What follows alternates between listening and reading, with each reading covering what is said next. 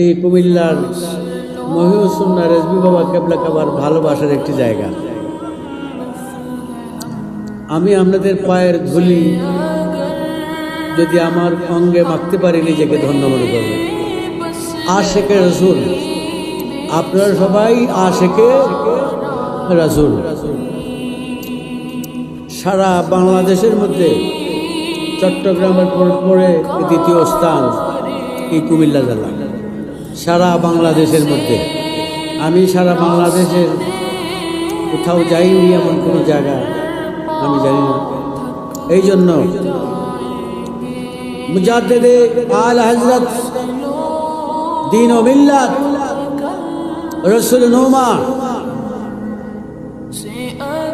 বাংলার আলা হযরত, এশিয়া ইউরোপের আলা হযরত মহিউসুন্নাহ মহিউল বেদা গাজী আল্লামা আকবর আলী রেজভী হুজুর কিবলা আব্বাজান কিবলা, যিনি